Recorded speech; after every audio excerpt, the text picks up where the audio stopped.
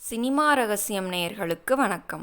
Tamil cinema வரலாற்றில் கவியரசு கண்ணதாசன் என்ற ஒரு சகாப்தம் உருவானதற்கு பின்னால் பல சுவாரஸ்யமான மனிதர்கள் இருக்கிறார்கள். அதில் முக்கியமானவர் கலைவாணர் என்.எஸ். கிருஷ்ணன்.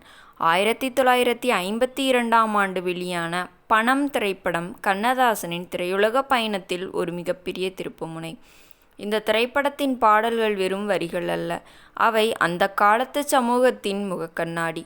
கலைவாணரின் பிடிவாதமும் கண்ணதாசனின் வேகமும் இணைந்து ஒரு பாடலை எப்படி ஒரு தேசிய கீதமாக மாற்றியது? அந்த பாடலுக்கு பின்னால் இருந்த அந்த இரகசிய மையக்கருத்து என்ன? அதைத்தான் இன்று நாம் வீடியோவில் பார்க்கப் போகிறோம். வீடியோவை முழுமையாக பாருங்கள். பணம் படத்திற்கு வசனம் மற்றும் பாடல்கள் எழுதும் பொறுப்பு கண்ணதாசனிடம் ஒப்படைக்கப்பட்டது. அப்போது கண்ணதாசன் மிகவும் இளமையானவர். கலைவாணர் அவரிடம் ஒரு சூழலை சொன்னார். உலகமே பணத்தை சுற்றித்தான் ஓடுகிறது, அதை அப்பட்டமாக சொல்லும் ஒரு பாடல் வேண்டும் என்றார். கண்ணதாசன் யோசித்தார். அப்போது அவர் எழுதிய வரிகள்தான் பணம் பந்தியிலே குணம் குப்பையிலே. இந்த பாடல் உருவான போது அங்கிருந்தவர்கள் அனைவரும் வியந்து போனார்கள். ஒரு மனிதனின் மதிப்பு அவனிடம் இருக்கும் பணத்தை வைத்துத்தான் தீர்மானிக்கப்படுகிறது என்ற கசப்பான உண்மையை மிக எளிமையான வார்த்தைகளில் கண்ணதாசன் வடித்திருந்தார். கலைவாணர் அந்த வரிகளை கேட்டுவிட்டு, கண்ணதாசன், நீ ஒரு சாதாரண கவிஞன் அல்ல, நீ ஒரு தீர்க்கதரிசி என்று பாராட்டியிருக்கிறார். ஒரு கவிஞனை சரியான முறையில் அடையாளம் கண்டு கொண்ட பெருமை கலைவாணரையே சேரும். இந்த சம்பவத்தில் நாம் கவனிக்க வேண்டிய மையக்கருத்து என்னவென்றால், கலைவாணர் என்.எஸ். கிருஷ்ணன் எப்போது தனது நகைச்சுவையில் ஒரு சமூக சிந்தனையை வைப்பார். கண்ணதாசன் அந்த சிந்தனைக்கு தனது கவிதையால் உயிர் கொடுத்தார். இந்த வீடியோவில் உள்ள ரகசியம் என்னவென்றால், இந்த பாடல் வெளியான பிறகு அந்த காலத்தில் ஒரு மிகப்பெரிய விவாதத்தையே ஏற்படுத்தியது. குணம் குப்பையிலே என்ற வரி பல செல்வந்தர்களை கோபப்படுத்தியது.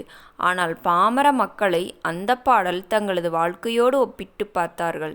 விஸ்வநாதன் ராமமூர்த்தி கூட்டணியில் இசை இந்த பாடலுக்கு ஒரு மிகப்பெரிய பலமாக அமைந்தது. ஒரு கவிஞன் எப்படி தனது முதல் சில படங்களிலேயே சமூகத்தின் ஆணிவேரை பிடித்து ஆட்ட முடியும் என்பதற்கு பணம் படமே ஒரு சாட்சி.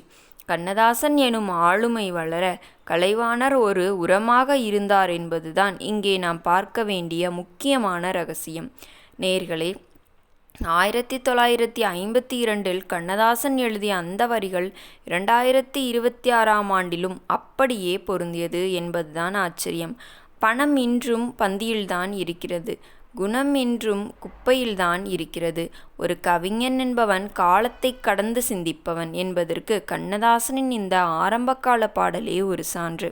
கலைவாணரும் கண்ணதாசனும் இணைந்து செய்த அந்த தமிழ் பணி இன்றும் போற்றத்தக்கது. நேயர்களே, இந்த வீடியோ உங்களுக்கு பிடித்திருந்தால் மறக்காமல் நமது சினிமா ரகசியம் சேனலை சப்ஸ்கிரைப் செய்து கொள்ளுங்கள். உங்கள் ஆதரவு தான் எங்களின் பெரிய பலம்.